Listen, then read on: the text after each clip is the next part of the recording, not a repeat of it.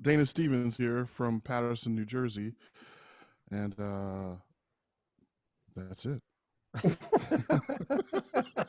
Saxophone. I've been playing for. Yeah, Uh, yeah. Well, I play saxophone sometimes. Um, I am an average human being.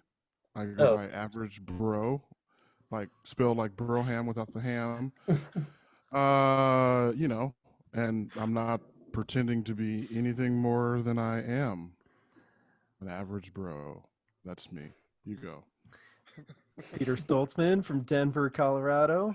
Not originally, but been here since 2012. And it's I'm showing off on my hoodie here. I teach at Colorado State and also Yeah. run a nonprofit called Colorado Music Bridge. yay! Yeah. And I'm Lukash Brian Vesley, and I'm a musician and been playing music with Peter and Dana over the years, and happy to share this space with you guys and talk about some very unsettling, uncomfortable topics today. Oh. Yeah. So Difficult conversations amongst friends. The best way to have perhaps difficult conversations in these days. yeah, and I suppose I kind of want to acknowledge is just coming to me now, but that like I think the act of us having this conversation and at least in the intention of being putting it out, for other people to see that we're having this conversation as well, is kind of in a way it's like the solution to the problem that we're addressing. You know, I mean the problem we're about to talk about in terms of free speech, cancel culture, blah blah blah, um, is really about people not talking to each other and across the divides and divisions.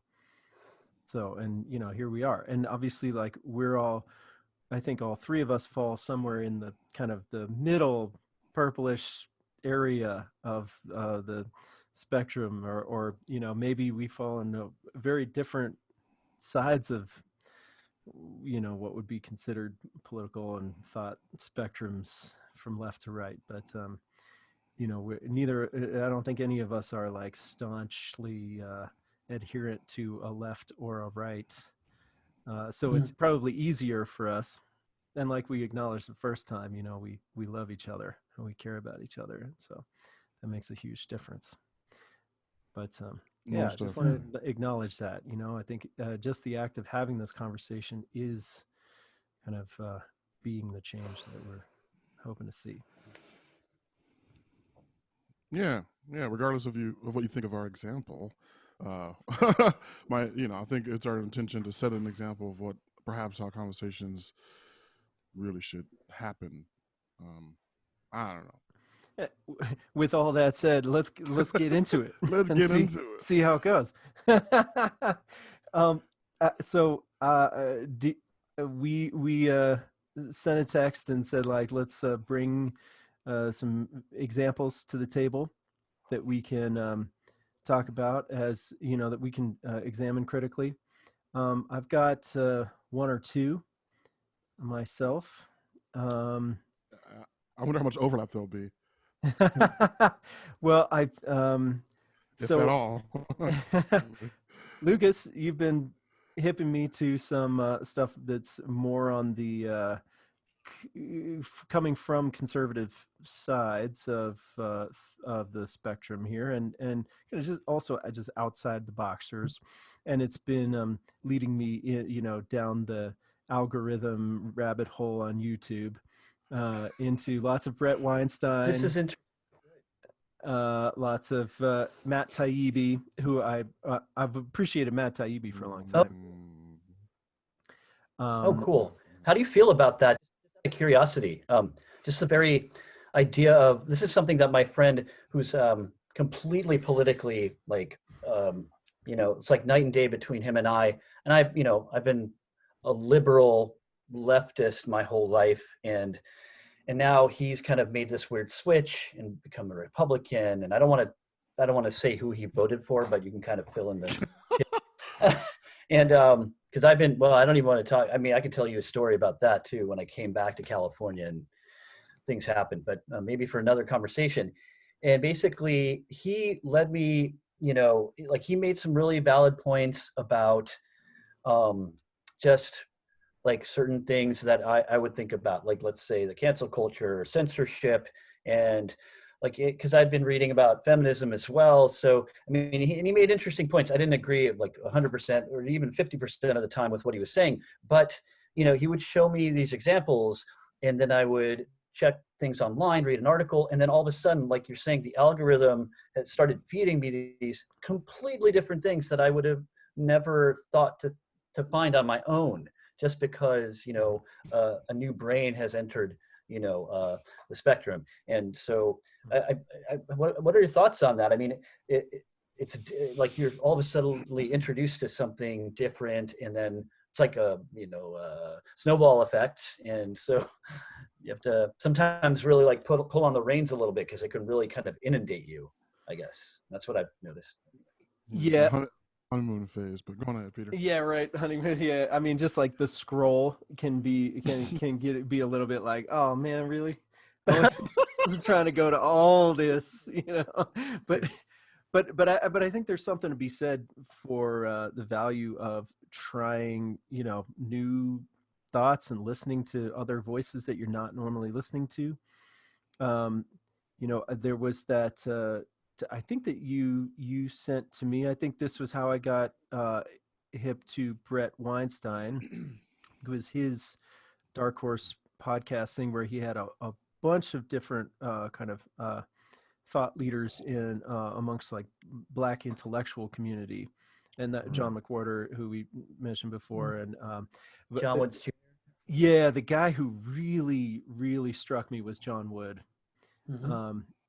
And so then I got hip to Braver Angels and what he's done with that organization. He's got other people, leading different aspects of it clearly. And but yeah, so that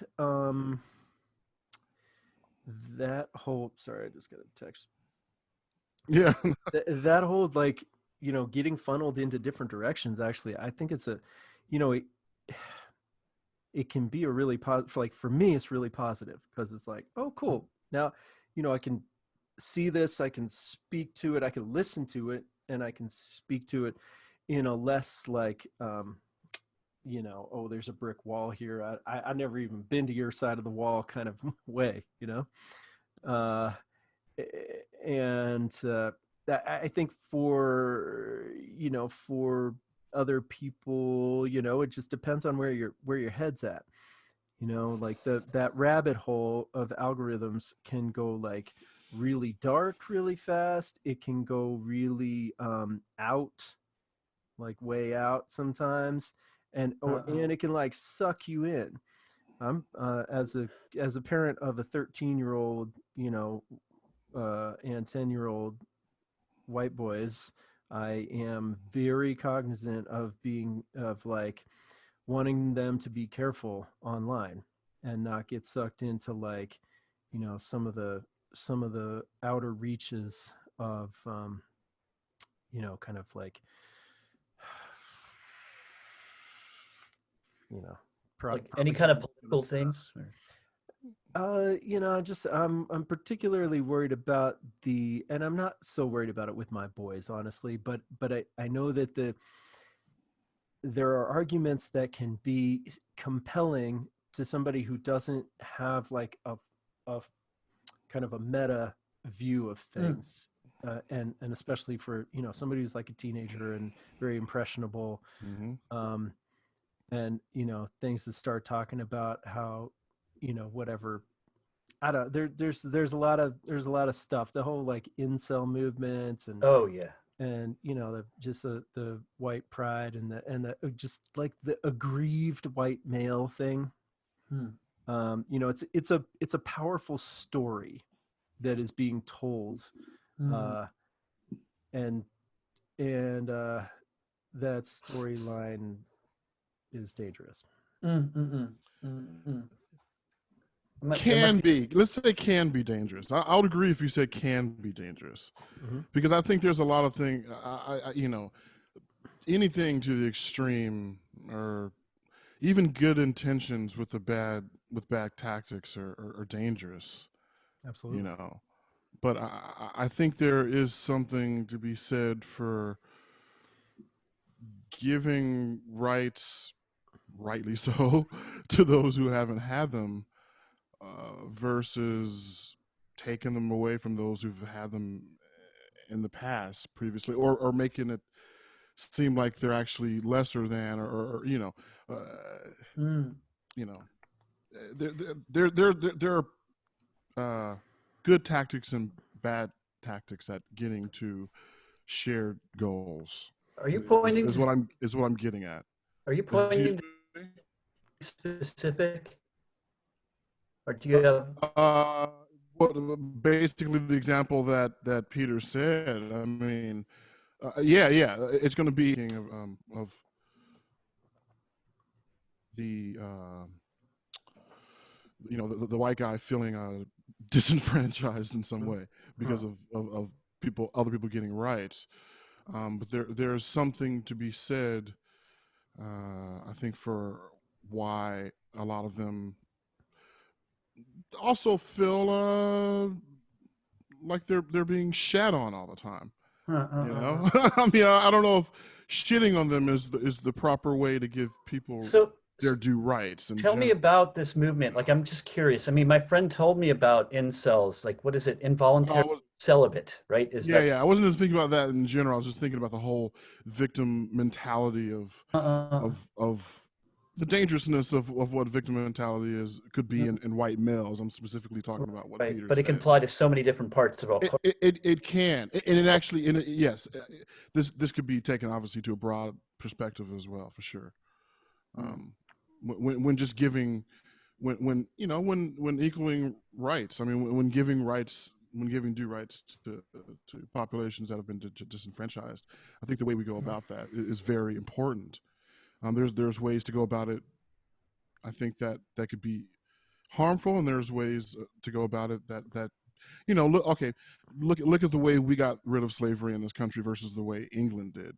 They decided over 60 years we're going to lower our GDP in order to get rid of slavery and give rights to human beings. Here we said, fuck it, we're going to have a war. I mean, this is an example of bad tactics versus good tactics. And we still see I mean, obviously there's still some obviously racism in Britain as well, but I think it seems like it's not to the same degree over there as it is in the U.S. But I could be wrong. I don't live in Britain, so. But I mean, so anyway, that's why. Anyway, all that to say, I think it can be dangerous. Is what I'm saying, Peter. I don't think it necessarily. I think it's important to always have an open mind to why any group of people are starting to feel like they're not being listened to. Yep. Anyway, I'm just trying. I agree. I'm probably parsing words, but no, yeah, that's probably an important difference to say that it is dangerous versus it can be dangerous. I think there are certain strains of that thought that are dangerous, that are militant, that are, like separatist, like hyper judgmental, and just leading down this path towards a aggrieved mentality that leads one to basically to hate, and do I hate them for being hateful? No. Do I mean, I feel sad about it. Yeah, and I think that's the way to feel. And the right action is going to come out of that feeling versus the feeling of trying to silence them and just put them all into this camp of a red buggy that needs to be pushed off the edge of the cliff. draws into the idea of like limiting or regulating speech. Then I mean, we're going toward Right. That's where we're aiming. censorship, Right, right? right. So, like, how much of that is justified in our culture when you obviously don't want your kids to be exposed to people, you know, preaching about nationalistic, you have these idiots on the far right with their Nazi signs and all that stuff. You want to limit that kind of behavior. You don't want your kids to be exposed to those ideas.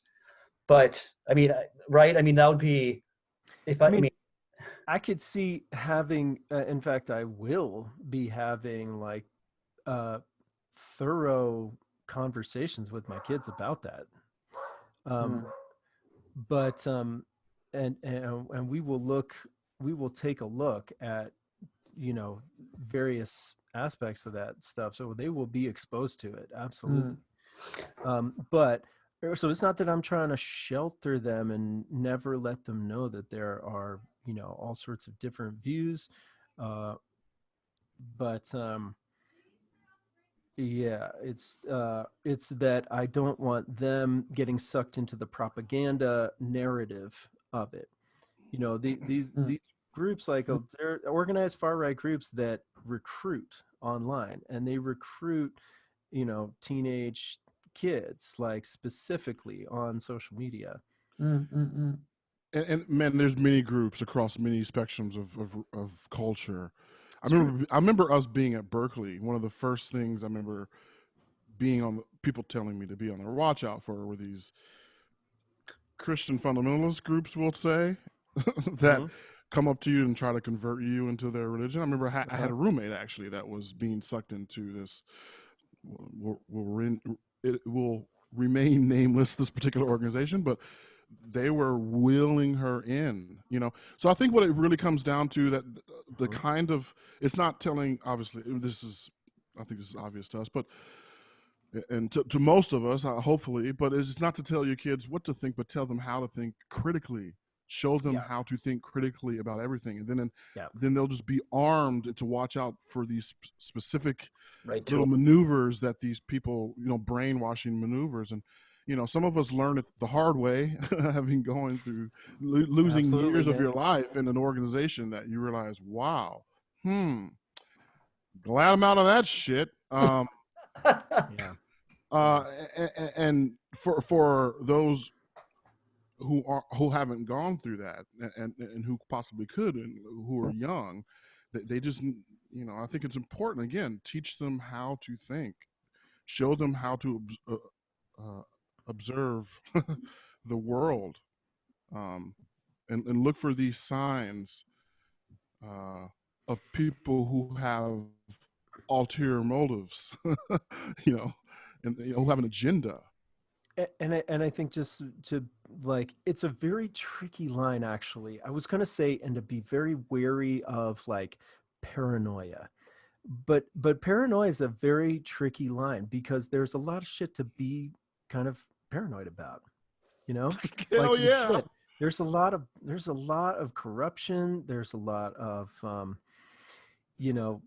conspiratorial dark shit going on. And Absolutely. and we all, well, we don't all know it. We don't all acknowledge it. Um but anybody who's willing to take their head out of the sand for 5 minutes, um should realize that there's a lot more going on than any of us see. And a lot of the time, the darkest shit is happening out in the wide open. Mm, mm, It's just mm. happening. It's like the way things are run. And we've got a whole story of it, that it's like, that it's okay, but it's like super fucking dark. But Mm.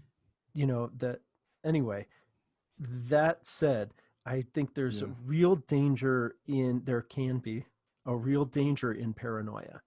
And that would segue into my video. So how about if we do that? Uh,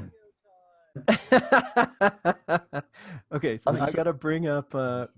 I gotta bring up my link here, and then I will share the screen. Oh, I've got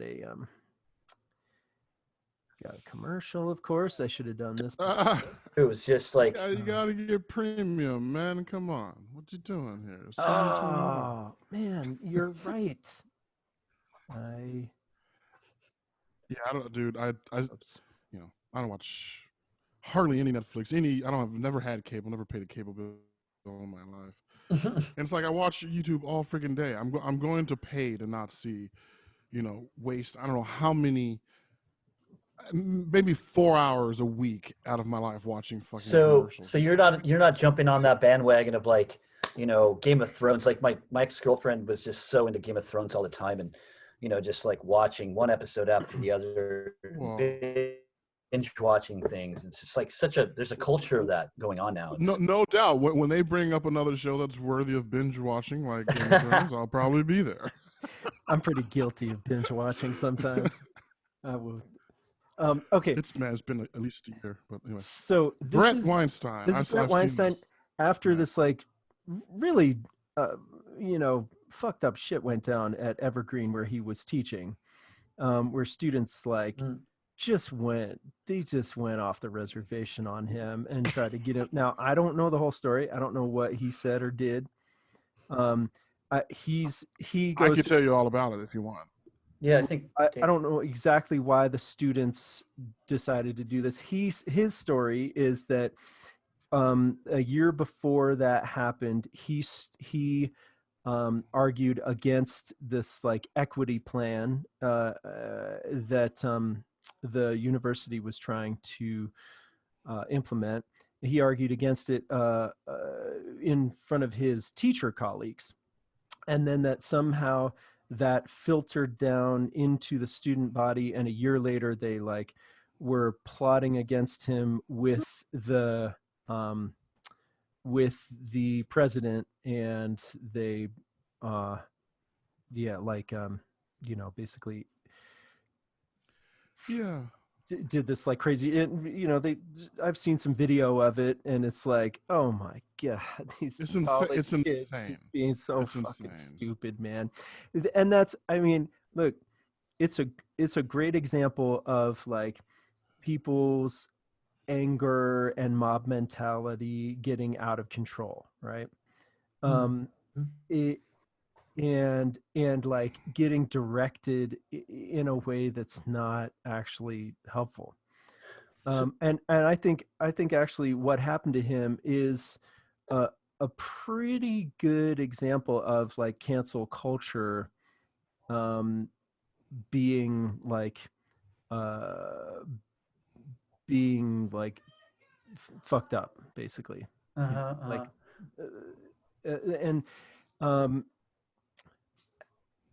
that, and that said, like I can totally personally relate to his grievance of getting unrighteously let go from. He resigned actually, but yeah, he did, but it was kind of a forced resignation. From what I read. I was like, my job was eliminated. And there was a whole bunch of shit underneath the scene, and they told a certain story about it, which was not legit. There was kernels of legitimacy to it, but I will spare you all the details. So I feel that like that pain of like, this is not cool for me to lose my job. You had a similar experience, right? But on the other side of the spectrum, right? I was standing up against a guy who had alienated lots of female faculty, in particular. 4 female faculty left after his first year, and like, he's still there. Anyway, his behavior basically triggered a university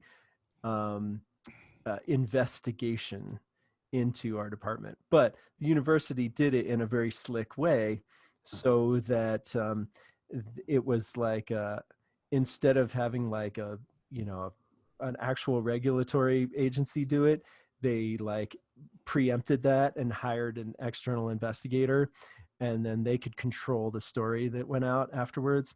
And so the anyway, whatever. I'll spare you all the details. But it was, yeah, they whitewashed the whole thing and left the guy in power. This is really funny that you have this Bret Weinstein video, because his brother Eric Weinstein talks about the corruption in the educational institutions. So it's really, really interesting that you have his brother here, and I mean, obviously he's talking about that because of what happened to his brother, and so. And politically, it goes both ways, right? Sorry, Dana, go ahead. I was say Eric also talks about how certain lines of thought, or even certain curiosities, or certain lines of exploration can even be gone down because of the hierarchy of the system. The narrative that obviously resists being challenged, even though science is about being challenging the views with facts. So right. Yeah, so I mean, institutions in general, whether it's a government institution or the institution we're talking about at colleges, or the head of Amazon saying fuck unions, or whatever it is you want to talk about. Yep. The hierarchy, the people in power having, not to be redundant, but power. Yeah. Yep. What it comes down to. Public schools, a lot of people with really good intentions too. And to me, this Bret Weinstein thing is an example of like the Civil War versus British getting rid of slavery on the vote. This is fucking ridiculous. What happened to him? It is. Now, that said, two things, and two like very different things in terms of how I feel about how I felt when I watched this. One is that like I really appreciate his calls to unity, his calls to like full spectrum discussions, his calls to like humanizing the other. Sure. And then I also am like, are you fucking kidding me, dude? When he goes into his paranoid fantasy, and so I'm gonna play here for like a minute and a half maybe, and then I have something to say about it, and then we can discuss. All right? Cool. Okay. Go ahead. My opposition to that first equity proposal was voiced to my colleagues with no students present. Demands for my resignation 1 year later, in May of 2017, were not the result of organic student confusion. They were payback for violating a de facto code of faculty conduct in which one's right to speak is now dictated by adherence to an ascendant orthodoxy in which one's race, gender, and sexual orientation are paramount. The student An ascendant orthodoxy in which one's race, gender, and sexual orientation are paramount. Okay, so he's like laying his worldview paradigm right here, right? He sees an ascendant orthodoxy like taking over our thought, in that like your race, your gender, and your sexual orientation matter more than anything else, right? Okay, so I'm just trying to like clarify, right? That's what he's saying. Students were on a mission. They were unwitting tools of a witting movement. This committee should take my tale as cautionary. Is there a free speech crisis on college campuses? One can certainly make that argument, but that portrayal is at least as misleading as it is informative.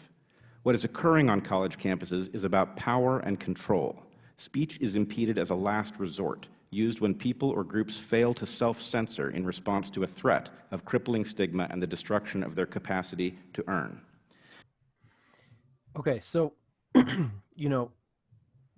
like in his situation, I mean, he eventually actually did literally face a threat, right? Like basically a forced resignation. And so I understand why he's saying this, right? I get it. I think most of the time in these situations, that threat is not actually that severe. I would agree with that. Shutting down somebody's potential to earn or like firing them. Most of the time when there's an equity issue, there might be heated discussions. There could be some kind of sanction from the institution. There could be some kind of investigation that's triggered. There could be some kind of reconciliation process. That in the best case, there's a reconciliation process that goes on, right? But normally it's not that. So he's kind of, I just feel like he's telling his story, but he's extrapolating the data as if, like, everybody who says something counter to this ascendant orthodoxy is gonna get like crushed and fired and never be able to make $1 in their life, right? It's kind of it's already, it's a little bit hyperbolic to me. Anyway, okay, I disagree, but go on ahead, please. I mean, it's legit from his experience, right? This is his experience. So, but to me here, he's foreshadowing what's going to be happening in the future. Which to me, don't see that. So let's keep. You don't see us living through what he's explaining right now. You don't see that at all. No. Okay. Here, well then, these tools are being used to unhook the values that bind us together as a nation: equal protection. Here, let's just go on. Right capacity to earn. Yeah. These tools are being used to unhook the values that bind us together as a nation: equal protection under the law, the presumption of innocence, a free marketplace of ideas, the concept that people should be judged by the content of their character rather than the color of their skin. Yes, even that core tenet of the civil rights movement is being dismantled. Am I alleging a conspiracy? No. What I have seen functions much more like a cult, in which the purpose is only understood by the leaders, and the rest have been seduced into a carefully architected fiction. Most of the people involved in this movement earnestly believe that they are acting nobly to end oppression. Only the leaders understand that the true goal is to turn the tables of oppression. Something is seriously and dangerously amiss. At this moment in history, the center does not hold. Partisan polarization and political corruption. Okay, so wait, I just want to go back to the thing about the cult. What I have seen functions much more like a cult, in which the purpose is only understood by the leaders, and the rest have been seduced into a carefully architected fiction. Most of the people involved in this movement earnestly believe that they are acting nobly to end oppression. Only the leaders understand that the true goal is to turn the tables of oppression. Okay, so he speaks for like another minute or two, and he says really beautiful things about like wanting us to come together and be able to talk freely and all, what I already said. And I really appreciate what he says after this. And we could play it, but no, we don't have to. The premise we need to talk about the stuff we don't agree on. Yeah, the problem is, right? The problem is the idea that there are leaders of a cult that want to reverse oppression is a paranoid fantasy bullshit. This same fantasy was spoken about women throughout the modern history of feminism for over 100 years. Women want to destroy the family. Women want to emasculate men, etc. Yeah, women were, hold on, let me say my piece and then we'll discuss. Women were pissed, yes. Do some women who have experienced violation and forms of oppression sometimes project that back onto others? Of course. It's the same for all victims of trauma. Think about people who go to war and have trauma and come back and hurt their families or whatever. The primal response when triggered is to take out that pain on someone else. But do women want to destroy men? Do their leaders want to destroy, the leaders of feminism want to destroy all men? There's no like monolithic cult. That's the myth that Fox News told all of conservative America about Hillary Clinton back in the 90s. And look at the extensions of that paranoid fantasy now. Pizzagate, fucking QAnon. This is totally paranoia. Black Lives Matter is not a cult led by evil conspirators who want to oppress all white men. Just as women 100 years ago shouted for the right to vote, are still shouting to get paid equally to men, Black Lives Matter is not a monolithic movement of people, but they are crying out for more just policing and more racial equity across the board.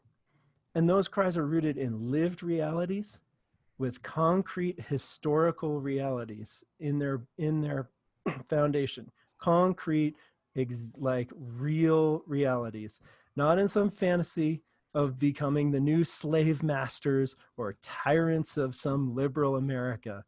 Like, and you have to, I mean, it's just, it's fucking paranoid fantasy, man. And it's, you know, I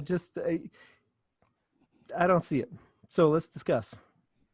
You see it 0%, Peter? 0%? No, of course not. 0%. Yeah, you can find feminists from the 1960s and probably from today who say, like, I remember there's a famous one, I can't remember who it is, but who basically said, like, you know, we don't need men at all, like, fuck men, you know.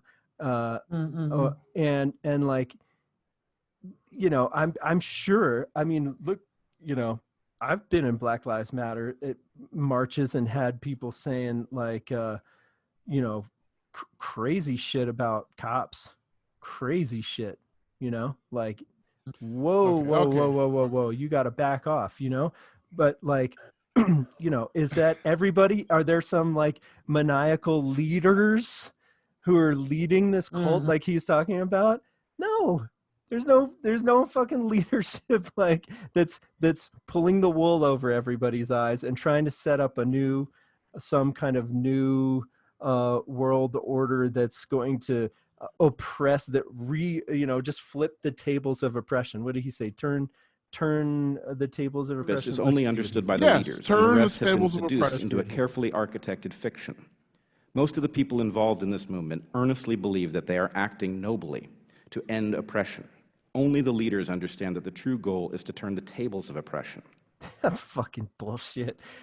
We're not turning the tables of oppression by asking somebody to respect the you know, who you feel like you are, your identity as a trans person, and like you, or use the pronouns that you're asking for.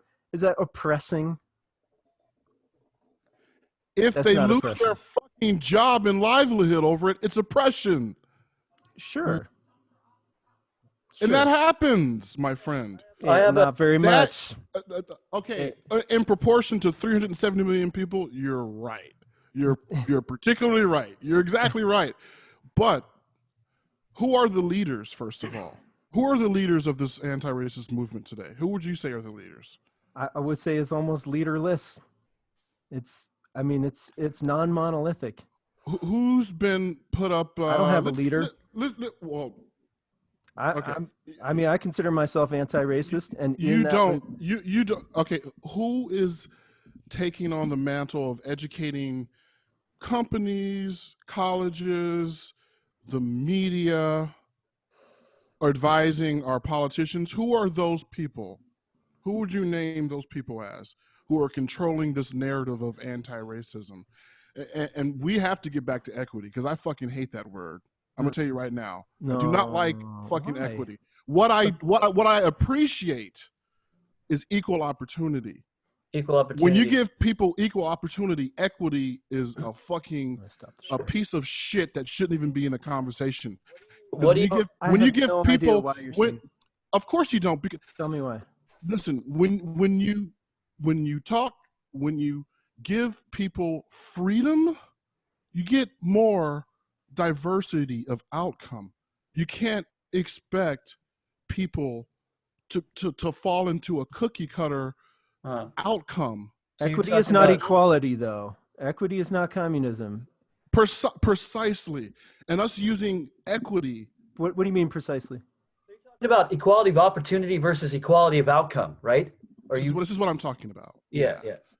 And there's a real important difference, because the countries that have the most equality in outcome, like Sweden, Norway, we've heard of this before, they have more diversity in the outcomes because they have more freedom. It's true. I mean, we can look at the numbers, and of course, this is the thing. I don't know what you mean by diversity of outcomes. What do you mean? When you give people, I'm not trying to be flip. I just don't understand. Yeah. No. When you give people the freedom to choose whatever, let's say, profession they want to go into, right? And they have equal opportunity to go in any profession. They have the education, the training. They can choose whatever they want to do. When they have all that freedom, it tends to even be more,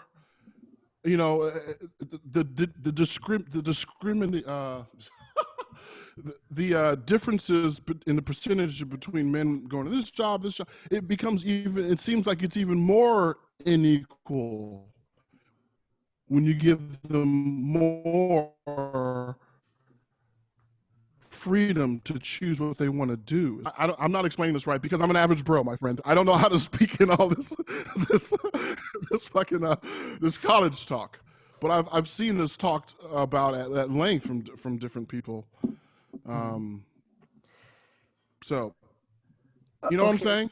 If you give, let me try to understand what you're saying. right. I mean, what I heard you talking about is like more freedom, less control, is what I'm hearing. Yeah, don't look at better outcomes. Don't look at like I'm trying to think. Okay, there's 12% of the population is African American. Why, when I look at all the hairdressers in America, there's only 6%? Maybe African Americans don't want to be hairdressers, or maybe it's more. Maybe it's like 25% are hairdressers. Who knows? Whatever it is, to look at that outcome and say this is inequality, this is not happening right, is fucking bass backwards. Or like, so when you're hiring, doing that. That's what. Well, yes, they are. Yes, they are. Please. Yeah. Ibram X. Kendi. Please read Robin DiAngelo, who are two leaders. I've read both of them. And they fucking suck, man. As far as dude, I've heard them speak at length. I'm just in disagreement. So have I. I'm in disagreement with Ibram X. Kendi. Well, that's cool. You can disagree, but I don't knock his. I don't knock his knowledge of history of African American, the struggle, but to say you're either with us, you're with this point of view, or you're you're racist. You're either anti-racist or a racist. I'm sorry, you're not helping the fucking conversation there, brother. That I totally understand. Totally hear that. That has nothing to do with a call for like rank equality of all numbers across any board of any spectrum. Neither of them have called for that. I think white fragility is deeply important to. Yes, he has, man. I've heard you. I haven't heard him talk about that. I mean, equity is very different than equality. Lucas, I know you were trying to get a word in, and I didn't. I couldn't hear you. Yes, and I'm enjoying it. Jump in when I feel necessary. Well, I was just going to make a point of like the equality of when you have the equality of opportunity versus equality of outcome, like in terms of hairdressers, let's say, and you initiate the equality of outcomes. So you want to really give everyone and prop people up. Let's say, there's more, men. This is obviously hypothetical speaking, that want to become hairdressers, and because I'm just doing it flipped, right? And yeah, right.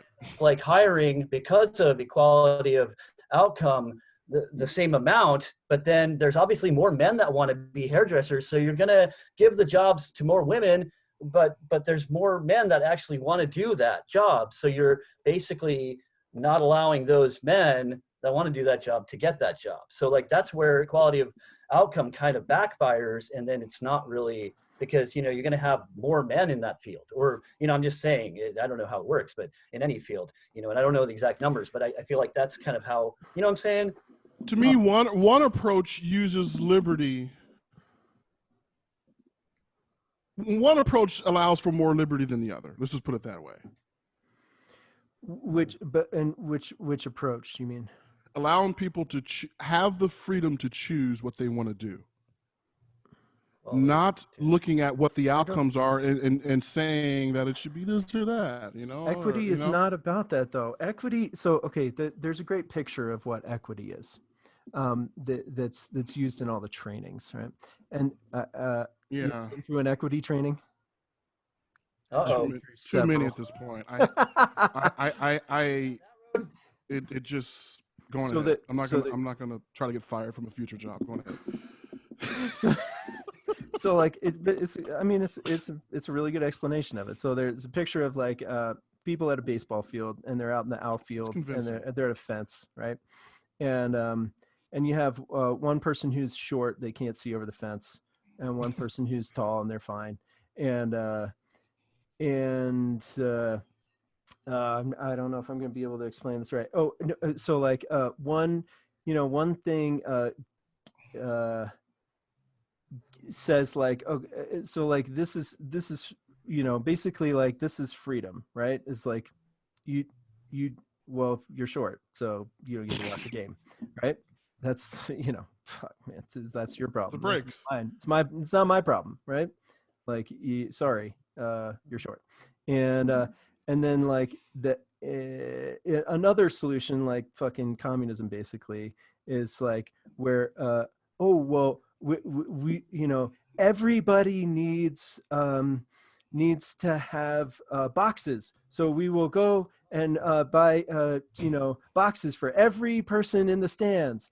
And then like, what the fuck are you doing? Like this tall dude doesn't need a fucking box, but like the short person needed a box in order to stand on it and see the game.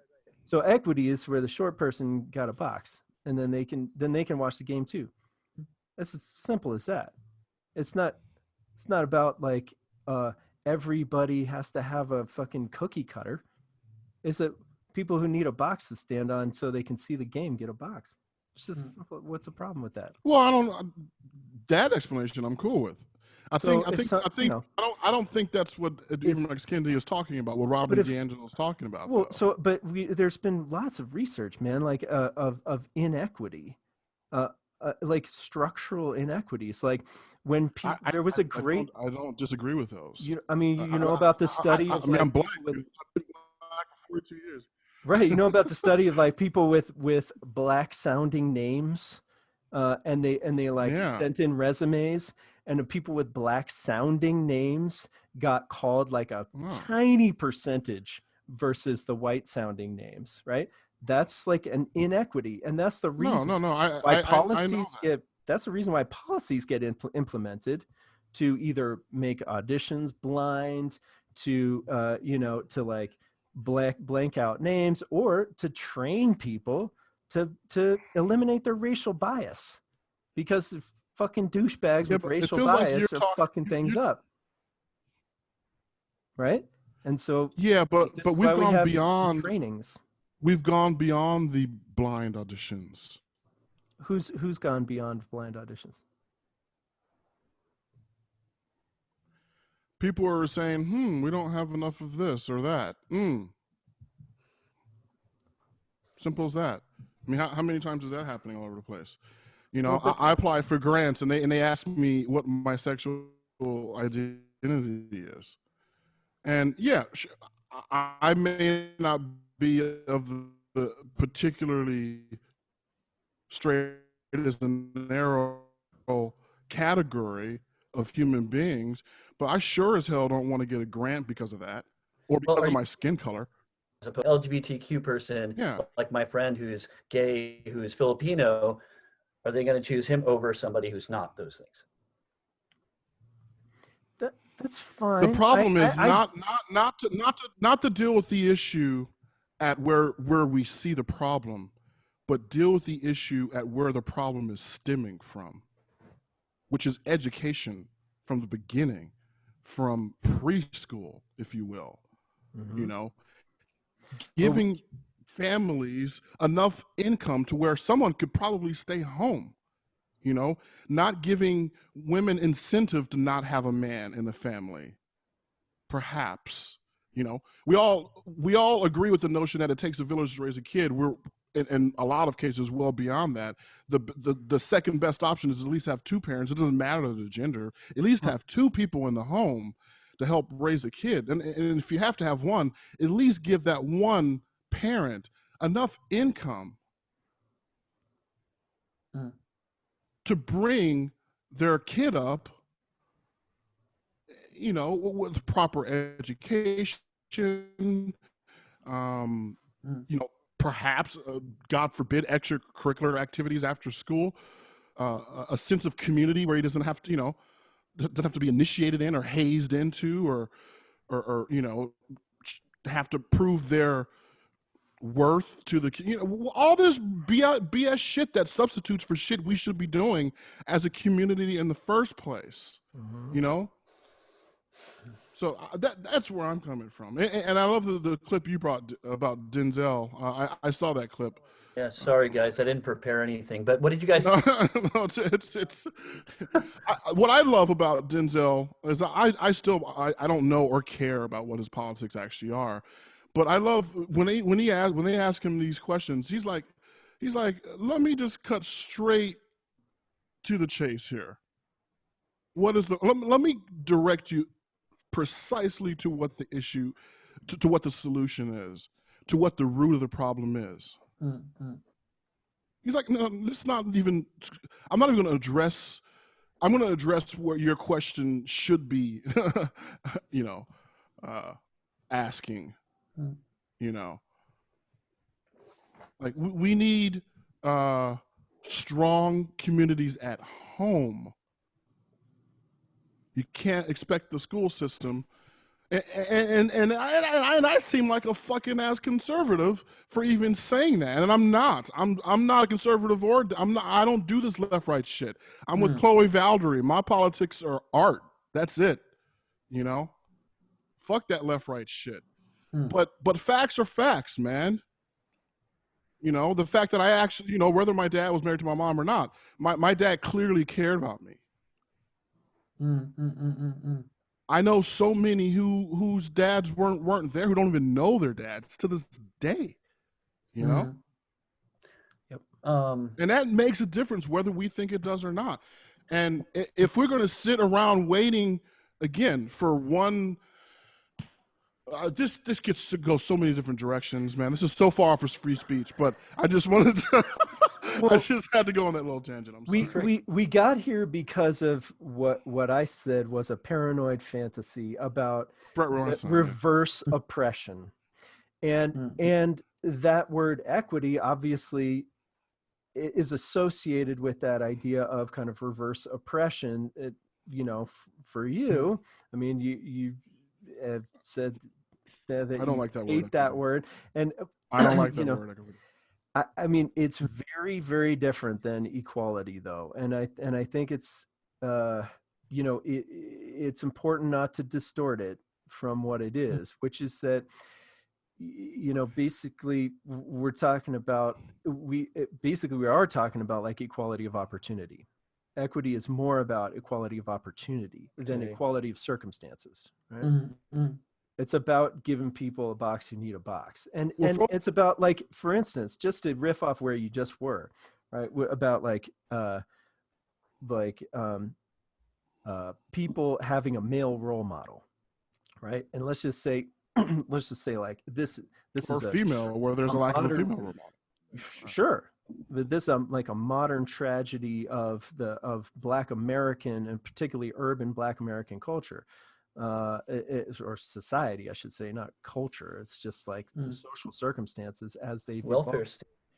You know, and John Wood gives a incredibly coherent kind of rundown of, from the 60s, how, you know, how problems evolved in a kind of urban Black American culture. It's really insightful and like nonpartisan and really well said. And we could actually watch that if you want. I have it queued up.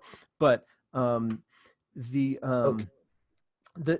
here's an equity issue that connects. Okay, so like, yes, long term and like root cause, the problem and the solution are like having more Black fathers actually in the home who care about their kids and give them, you know, attention and love and a role model, right?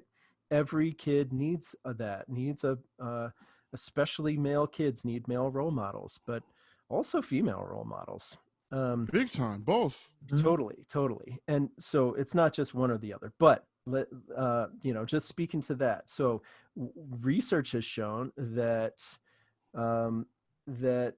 surrogates, role models can make a fundamental difference, and that can be somebody in like a big brother, big sister program. That could be, a mentor. That could be just a teacher in your classroom, who fills that kind of surrogate of like a role model for you. But they've got to look like you. They've got to have some similarities and background that that they can. Well, That I they can think I then think all that. I see. I don't think all that's assumed, though, Peter. Two. Now, I have two parents, and I've already spoken about my father. Despite my great influence by my father, I'm actually not as close to my parents as most people are. And I have two surrogates in my life that were completely different culture from me. Both of them are. One was quite a bit older, even than my own father. He's still alive, actually. And one was a mother figure who was about maybe a little younger than my parents. But either way, they don't come from my culture at all. And I see them as almost as influential as both of my parents were in my life. You know what I'm saying? So I think we need to. I think the less rules we put on how, the less guardrails we put on the path to trying to reach this goal that I think we all agree on. Yeah, Anyway, I not to go off track here. Well, it's a tough one, right? Because I hear you that like the circumstances are not going to look the same for any two individuals. And so to take, one circumstance or even a research study and say like, okay, now everything has to be exactly like that, right?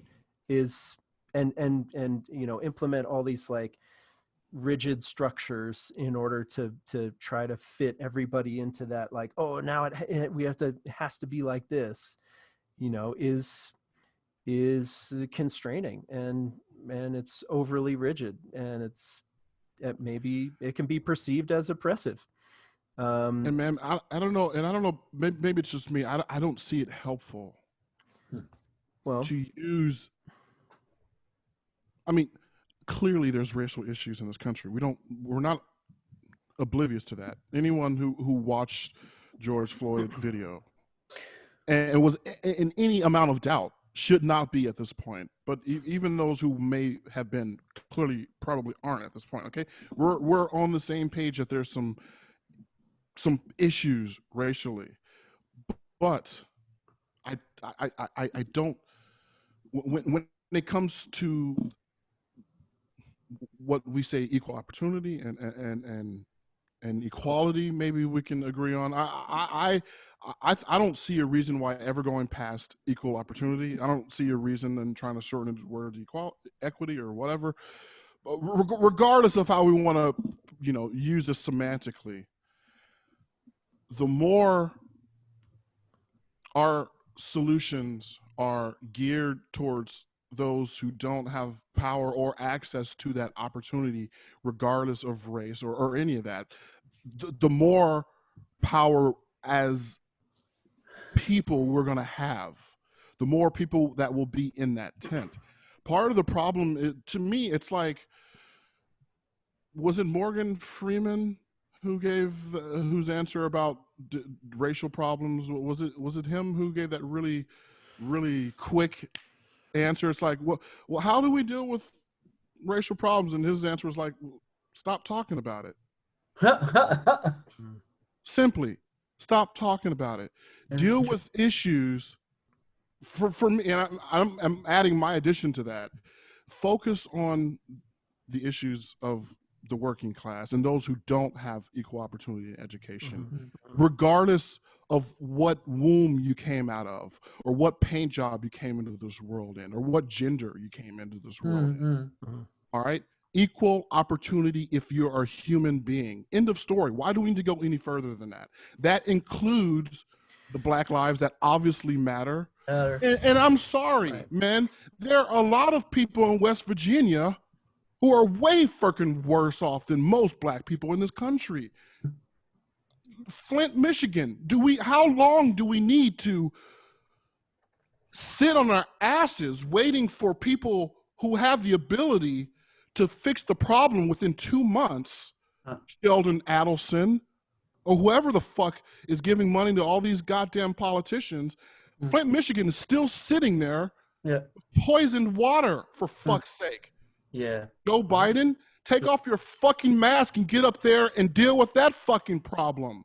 Those are the people you need to be talking to, the working class. And that includes the 50% or whatever percentage of people in the African-American community that are disenfranchised and still don't have jobs. That includes all of them.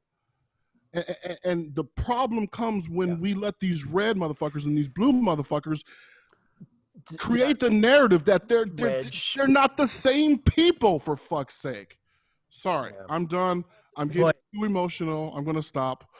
The average bro has lost his cool. I need to get back into my average lane.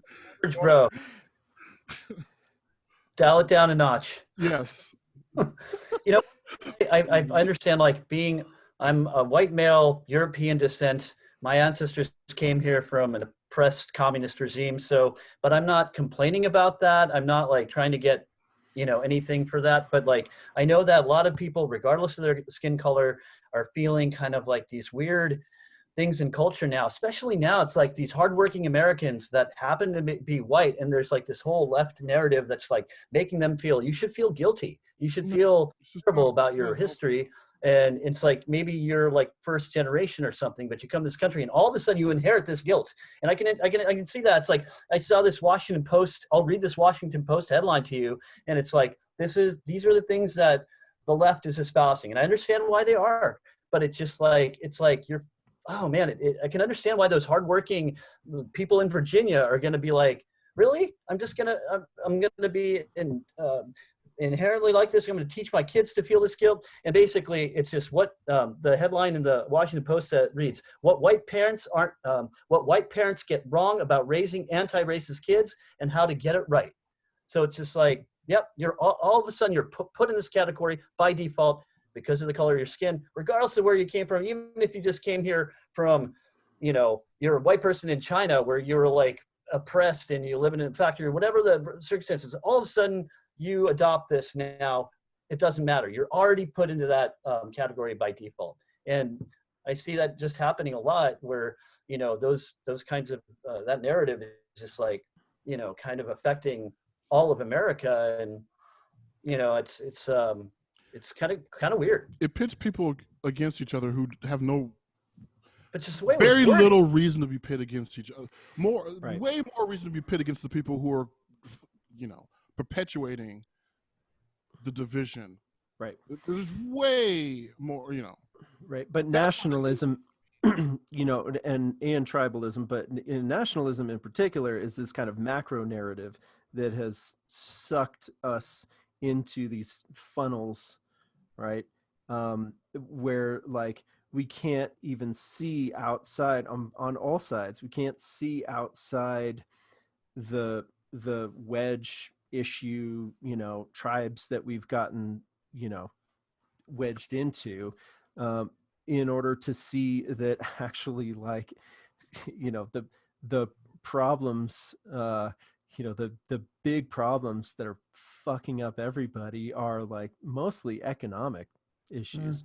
And yeah, for sure. and it's like, yeah, I mean, honestly, it's mostly economic. It's and dude, all of these issues are distractions from that to me. Yeah. And I find it deeply tragic that we are so easily divided by wedge issues, and also so defensive of our country, as if like we can't critique the systems and structures that are like rotten, that incentivize corruption, that incentivize greed, that incentivize inequity, to use the word you don't like, that perpetuate inequity, right? you know, and I see it's what you're not getting at. just for people of color, and it's not just for LGBT, and it's not just women. It's like everybody. It's the working class. It's the 99%. And this is why, like, you never hear about Precisely. you never hear about Occupy Wall Street anymore. One, because that yeah. that movement wasn't well organized, and it became very fractured, but also because the mainstream media says fuck that shit, Why do they say fuck that shit? because they're owned by the corporations and they're all in the pocket of Wall Street. And everybody who gets to that elite level, Matt Taibbi talked about this, right? Like Precisely. there's been a big shift in media, that it used to be a lot more working class. Actually, people who were in media. Now it's much more elite. It's, you know, Ivy League school grads and rich people. They've all got their hands in the cookie jars, and there's, you know, and nobody who's got their hand in the cookie jar wants to break the cookie jar and be like, okay, yeah, that's fucked up that we have the one cookie jar, and we got like 300 million people who don't even, you know, where they're just at the, you know, under the table, like picking up fucking crumbs from when we, you know, sloppily eat our fucking cookies. So is it Now helpful? I'm getting mad. No. This is where I really have some deep outrage, is at the incentives built into the economy. So we look at Occupy Wall Street, we look at Black Lives Matter. Look at the response, look at the difference in response from our government and from our media institution. The same thing, two heads of the same dragon, if you will. The response was to embrace the division narrative, the black versus white, you know, the inequity narrative. But when they all combined together for that economic issue, squandered. Anything that's to do with unity. Look at Bret Weinstein year 2020, okay? He had a movement called Unity 2020 that started in May before Biden and all the whole Democratic Party said we're going to co-opt this word unity. By the way, he had a little drinking game on Inauguration Day the other day. He was going to take a shot for every time he heard the word unity from Biden. What? Really? Inauguration. This motherfucker was drunk, okay? You talking about Bret Weinstein? I'm talking about Bret Weinstein. Weinstein, by the way, not Steve. You pronounce, you know. Because there's a, you know, Harvey, no, there's no Harvey in there. Gotta be proper. Right. Anyway, so, I mean, what happened? His whole Unity 2020 banned, now we're talking about free speech again, banned off of Twitter, taken off of Facebook. Bret's own page taken off of Facebook, right? They said it was some Russian give me a fucking break. Russia is his whole thing. Unity 2020 was about bringing left and right people together as a unity ticket to lead the country forward. Oh, right. And there was this idea that, you know, it'd be kind of like a Republican and a Democrat counterpart in every like committee position and things like that, right? Well, they'll lead as president and vice president. Whoever wins, the president will lead for whatever 4 years, and then they'll switch after that, and then the new ticket. It was quite a bit more involved. Not much more involved than what I'm talking about, but you know.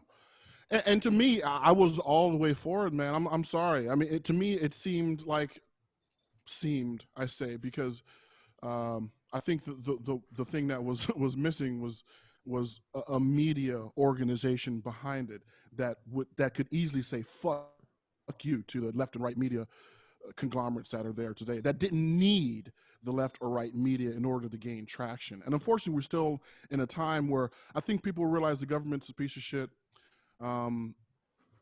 They're still holding on to the MSNBCs and Fox Newses, though, until they really, and that's just starting to realize. I mean, I think in some ways it's one thing Trump sort of helped with, realizing that, you know, the media isn't. They are not the righteous gatekeepers that they make themselves out to be. They're not the pure, holders of truth as they make themselves out to be. They're not in it for the best interest, I think, of the whole. Yeah, well, it's become completely corporatized, yeah, and then and therefore, not everyone's on that page, man. Not everyone's on that page. No, but and some people are trying to do the right thing, but intentions are great, but yes, the road to hell is, Paved with and everything's corrupted by the economic incentives. Everything is corrupted. Precisely. Anyone who tries to bring that up, there's silence. Where's Cornel West? Where is Noam Chomsky? Media is corrupted by it. Where's Thomas Frank? Corrupted by it. Music is corrupted by it. Jesus, man, we could have a hours long talking about the economic incentive in music corrupting what it's done, and there's this mythology that actually the economic incentive is so what makes America so great, that is like the underlying competition for survival, and is what spurs innovation and and creativity and like all of our greatness, and yet it creates so much inefficiency and so much suffering that it's just so fucking inhumane, man. It's so dark. I just feel really sad about it, man. And yet, we're in it, right? Like, you cannot extricate yourself from it unless you move to another country. And then there's a whole set of other problems in that country. Every country's got their own problems. Totally. But you know what? I keep thinking about it. I'd rather give up whatever free speech issues Canada has that they don't allow people to say up there. I'll give up those. We're talking about free speech. I'll give up those issues to get free health care. Sure, no problem. If that's what if I have to weigh it like that, then for someone like me, sure, I guess I won't get as much vitamin D up there, but sure, why not? So I don't know, man. It all comes down to the economic. Yes, dude, of course there are racial issues lingering in this country, but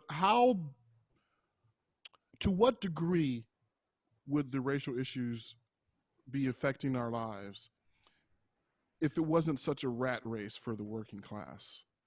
If they didn't have to choose between health care or putting food on the fucking table. Because they got some virus, that the government's clearly incapable, even now, unfortunately, it's looking like, to be able to take care of. I know the dude's only in there for 4 days or not even a week or whatever, but man, he's already reneging on half the shit he's been talking about. And he's not even talking about a public option anymore.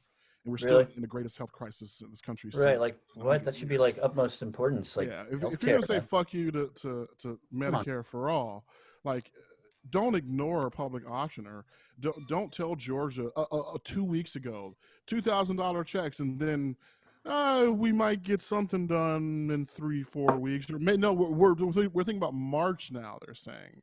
I mean, dude, what are you doing? That's because of the Republicans, though. I mean, for whatever, we don't need to get into this, but if Republicans didn't oppose it, it would just be done like that. It would have been done in June. Well, there were Republicans who were for it when Georgia was happening. Josh Hawley was for it. Marco Rubio was for $2,000 checks. So, that was a fucking charade because they were getting those candidates were getting pounded on it. Of course, but that's part of why call them on their fucking bluff. I mean, yeah, people are doing. Well, this is why I don't do left and right, because the whole excuse why my party doesn't get anything done is because my party. No. Now, listen, I want you guys to listen to Thomas Frank in his interview that he had with Crystal Ball and Kyle Klinsky last week. Yeah. It was a really great interview. Listen, FDR. Let's go back to the last crisis period in this history, in this Western history. World War II, Great Depression. When FDR was running in 32, he wasn't quite specific about what he was going for with the New Deal. But by the 36 election, the elite, they all knew what was up. And if you look at all of the media and all local, national, whatever, in that 36 election, 85% of them were completely against Roosevelt. Yeah, they tried to get him shut down. The elite tried to get FDR shut down, dude. He had to do some serious power grabbing in order to actually get the New Deal through. And he did. Why? Because he said to the media, well, he all he needed to do was go on the radio and talk to the American people. The counties where every single paper was against Roosevelt, he won more. He won with more percentage of the vote. Yeah. We don't have anyone right now speaking against the media like that. I mean, Trump tried to, but he was a dumbass, obviously. Okay. But what's Biden doing? Biden's mainstream, and we knew it. But Yeah. at least It's not going to get done. Yeah, Nothing's going to get done if you got the media on your side. If you got the corporations on your side, if you got the elites on your side. He's clearly not an elitist. We can hear Joe Biden talk. I love the fact that he stutters, honestly. I love that. But man, act like the guy govern like the guy you're trying to make out to be. Be the man, be the woman. Hey, or like amen and a woman. Yeah, don't get me started on that. I have resigned myself to the reality, my perceived reality, that the best I can hope for is gradual, incremental, very small progress, just to help average people live their lives a tiny bit more comfortably and with less suffering and stress, just a tiny fucking bit. And if they could do that for us, I would be a tiny bit grateful. See, why are you going to give in? Why are you going to give in to peanuts, my friend, when you know you should be getting a full meal? For fuck's sake. Come on now. Don't let these motherfuckers lower your expectations, especially in a time of a crisis. This is why I'm going micro, though. I just feel like the power is in the micro. Sure. The power is in, like us not waiting for the media to show people actually having contentious, discussions, but loving each other through it and like trying to get to, places of understanding and common ground. It's in us having that discussion. The power is not in waiting for the federal government to give me $2,000. It's in me working with my friends to try to create work for each other and to. Totally, man. On that, I don't know if there's any disagreement with us when it comes to the micro. Yeah, it's really the macro. It's really where the analogy, unfortunately, doesn't get scaled upwards, where we probably differ. Excuse my no, I think that's frustration earlier. But no, man, I love it. Please don't self-censor. Well, Jesus, censoring, right? Yeah, right. I mean, on the subject of. Yeah. Listen, can I play one thing in free speech? I wanted to play. Yeah. I had a clip of one of my heroes. Okay. I'm gonna share. Who could that be? Oh, you gotta out of the myriad possibilities. You gotta allow me to. Yeah, you gotta allow me to share screen, Peter. Oh, my bad. There you go. And here he goes. Share sound. and I'll cut it off at some point. Oops. Fire, fire, fire, fire. Now you've heard it. Not shouted in a crowded theatre, admittedly. As I realize, I seem now to have shouted it in the Hogwarts dining room. But the point is made. Everyone knows the fatuous verdict of the greatly overpraised Justice Oliver Wendell Holmes, who asked for an actual example of when it would be proper to limit speech or define it as an action, gave that of shouting fire in a crowded theatre. It's very often forgotten what he was doing in that case was sending to prison a group of Yiddish-speaking socialists whose literature was printed in a language most Americans couldn't read, opposing President Wilson's participation in the First World War and the dragging of the United States into this sanguinary conflict, which the Yiddish-speaking socialists had fled from Russia to escape. In fact, it could be just as plausibly argued that the Yiddish-speaking socialists who were jailed by the excellent and overpraised Judge Oliver Wendell Holmes were the real firefighters, were the ones who were shouting fire when there really was fire in a very crowded theatre indeed. And who is to decide? Well, keep that question, if you would, ladies and gentlemen, brothers and sisters, I hope I may say comrades and friends, before your minds. I exempt myself from the Speaker's kind offer of protection that was so generously proffered at the opening of this evening. Anyone who wants to say anything abusive about or to me is quite free to do so, and welcome, in fact, at their own risk. And but before they do that, they must have taken, as I'm sure we all should, a short refresher course in the classic texts on this matter, which are John Milton's Areopagitica,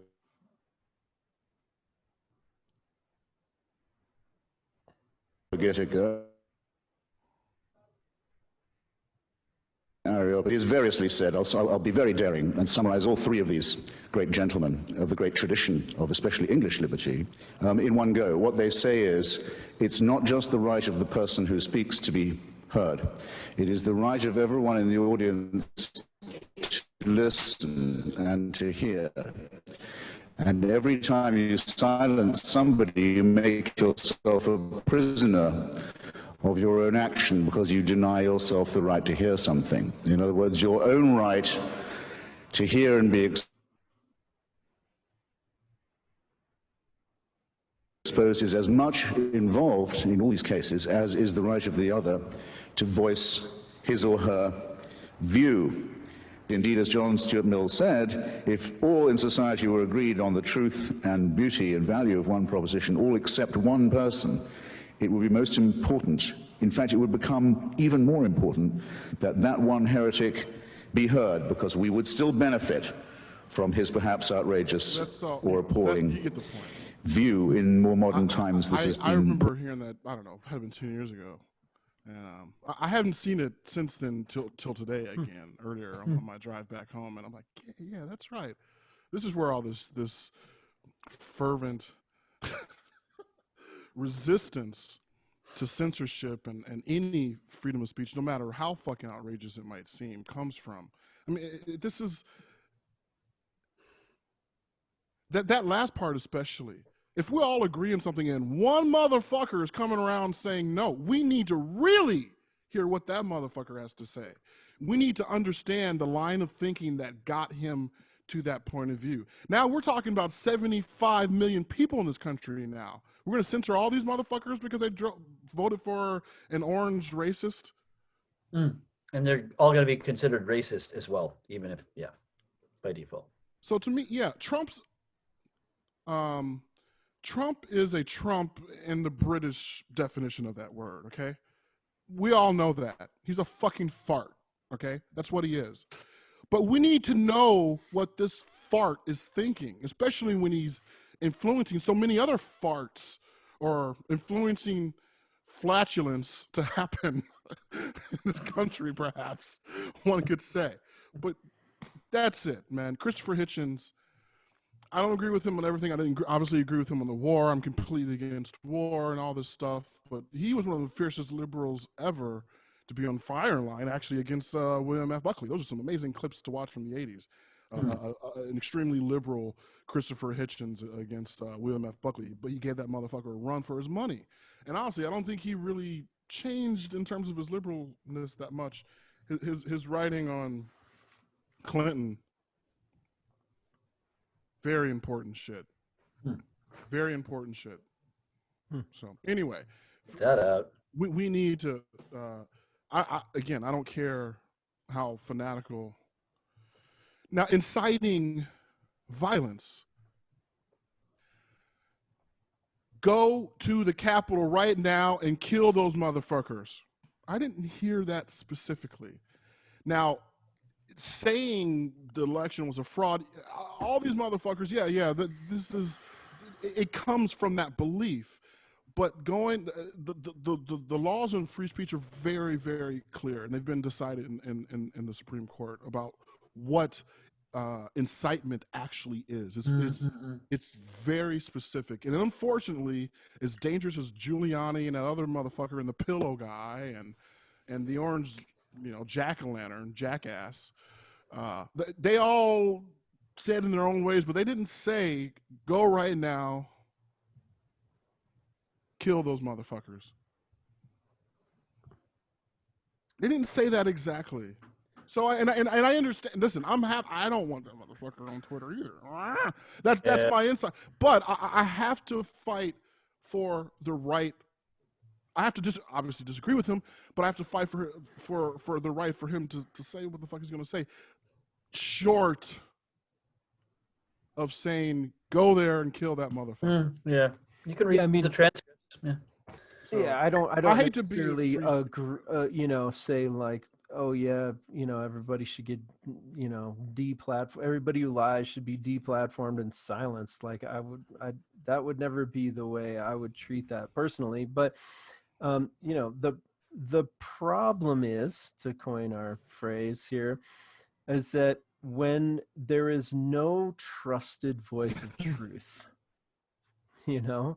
then it's like the loudest shouter with the wackiest, most incendiary idea gets the most attention, and then nobody knows that they're full of shit. Or I mean, some people know it and other people don't, and nobody trusts each other, and there's no trusted institution to turn to be like, right. Well, what is real? I agree. I agree. And so we've really kind of collectively fucked ourselves because institutions have been so untrustworthy so many times. And, every time I listen to, like, especially liberal media, I like listening to Pod Save America, but man, there are times when I'm like, dudes, you are so fucking short-sighted right now, because you just pretending that that everything is gonna be cool, or that everything is cool, and that we should overlook all the corruption and all the bullshit that's on the left too. And I'm like, you lose. That's how you lose. That's how you lose. Not just lose elections. That's how you lose. Peter. Oh shit! Sorry, but that's how you lose the faith of people. That's how you lose the trust. Yes. So that's a good framing, and I agree with that framing of the situation. But is the solution to be like, yeah, ban that motherfucker because I hate him too? No. Don't abandon our fucking our values here. Take this opportunity to go back to first principles and reevaluate your shit and reconvene, reorganize yourself about how to deal with the new landscape. Listen, the landscape used to be let's put it this way. For black people, the landscape is when we're taught about how to deal, the lucky of us anyway, are taught how to deal with police. What to do when we're encountering police. All right. And there are certain rules if you live in certain countries or whatever, certain neighborhoods, you have rules for your kids, and depending on what they might come across. We have a new landscape of our community being more on screens now than they are almost in person. Almost more, it's leaning more and more towards that way.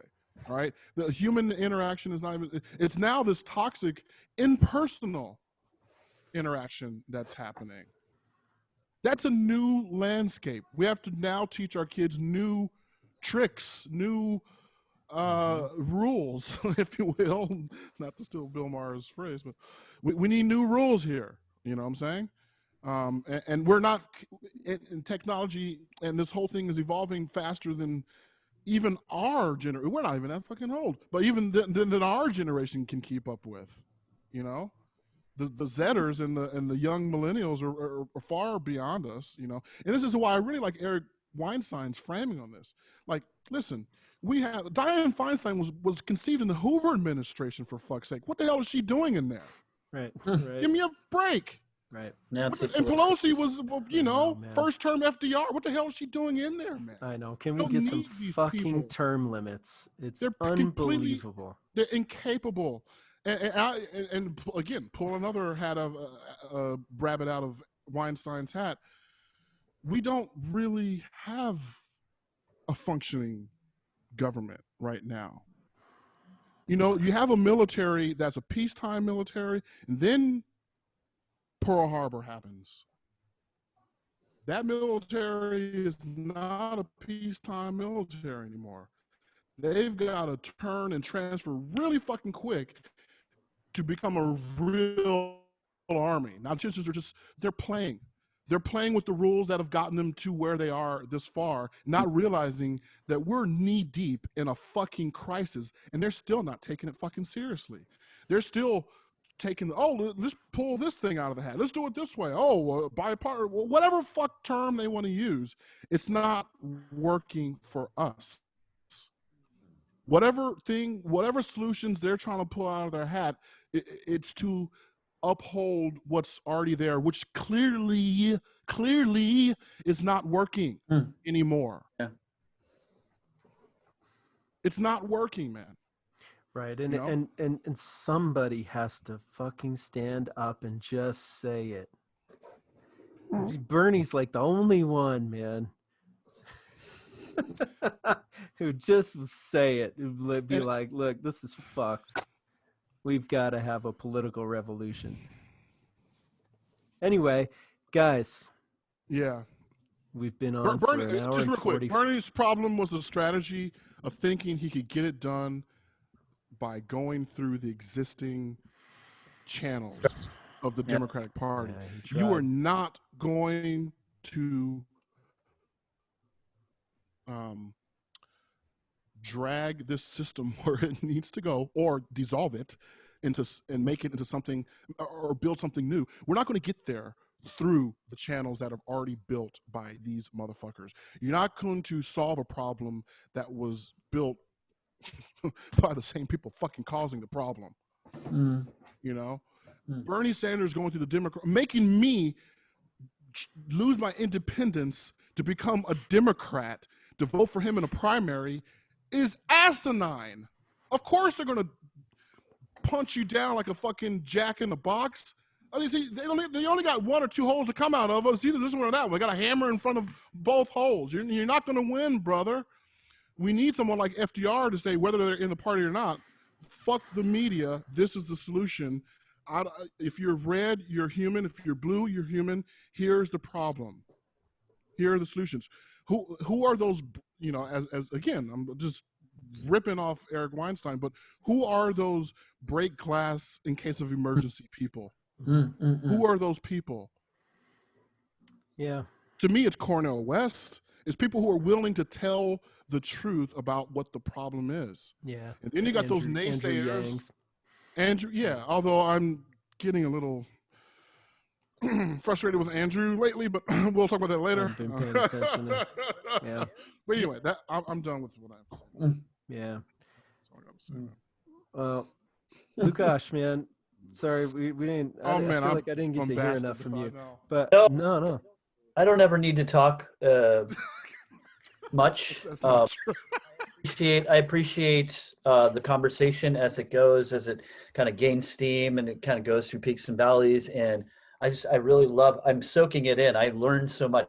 The fact that I feel like I'm part of it is a true blessing for me. And, there's so many ways it can go. The fact that we're allowed to, exactly what we're talking about today, like the right to speak our minds, is such a, an amazing part of being an American, and the fact we have that liberty at hand makes me feel like, this is one of the most amazing things. Like, as much as that we like rag on how broken our system is and how much work we need, and how far, this is one thing, a common theme that I find myself talking about with others a lot, and it seems it's just like come back to it. It's no matter how effed up stuff is today, we have the right to go down the street and buy a loaf of bread, or like choose like 10 different types of bread companies, or like these things are like, how did we get to this point? Like 4 decades ago, we had like one, now we have 40 different types of whatever we're buying. I mean, these all are things we should be grateful for the things that we have now. I feel like so many people now are just like trying to like, be upset all the time. And I understand like that there's things that need to be fixed, but we should look at the things like, hey, we have these things, that the Constitution has given us, and these, just these liberties that we should be grateful for, like freedom of speech. And for as much complaining as we do, we should equally be grateful and, celebrate these things. Very true, man. No, It's dark, man. It's dark, but shit. Yeah. There's also light. Yeah, for sure. Yeah. There's a loss of the realization of gratitude in these discussions often, for sure. Well, right now, it's like part of America, like millions of Americans struggling to feed their families. We need to all be on the same page and address like what needs to be done in order for those people to be a little more comfortable. And that really only so much we can do on the micro, right? Like we need people that can function on the macro, like the people that represent us, right, in government, to really do stuff. So that's why we're upset. That's why we're ultimately pissed off. We're going to continue having these conversations and like try to, educate ourselves, hopefully educate our community and the micro, and then hopefully it extends into that. And we do things like we, lobby, like we connect with our, the politicians within our communities, and, help stimulate, like, all right, like, let's see what we can do. Like, I mean, there's so much we can talk about here in California too. It needs fixing, but ultimately, just like whatever we can do on a small level and like help, turn the tide and help really, really like light a fire underneath the government's ass to really start representing the people, like that, which they're one of their sole jobs, right? I mean, this is important. We need to talk about this.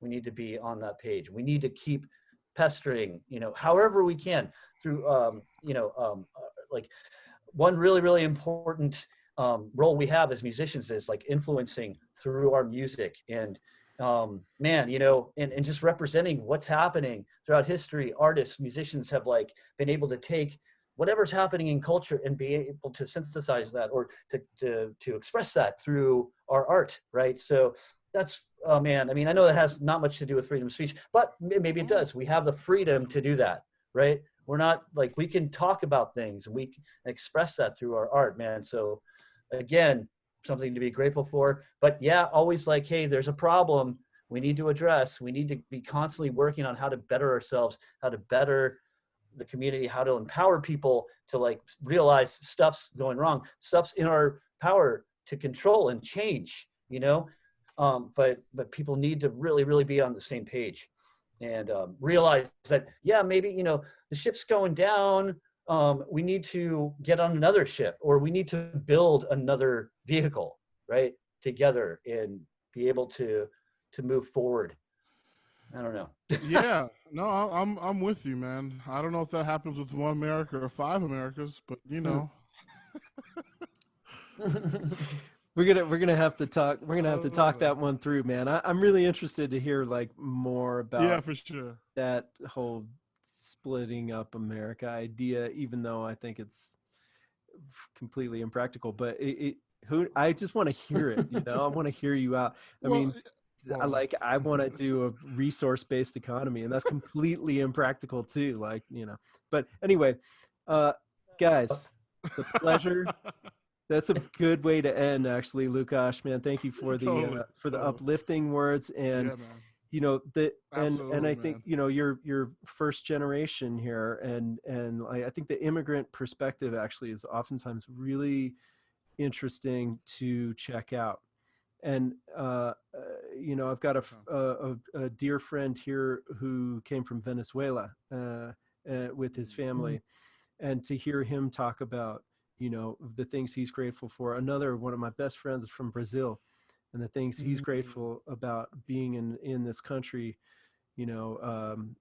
It's very enlightening to take those perspectives in and be like, yeah, okay, and also to hear, I mean, what you talked about, how you're an immigrant, comes here and then gets lumped in with the history of of America and racism and whatever, and it's like, yo, I didn't do that shit. I just fucking moved here, just working hard, like trying to get by, and I think there's a really important perspective there to listen to too, and to take that in. So anyway, I appreciate this whole conversation. We're almost 2 hours now, so nobody's going to listen to 2 hours, but but I really enjoyed talking for 2 hours with you guys. Yeah. Wow. Me too. It really didn't seem like 2 hours, actually. I know. That's good. But yeah, man. That's there's. I think there's an endless well of of conversation we have in us, just even continuing the topics we've talked about. But yeah, man.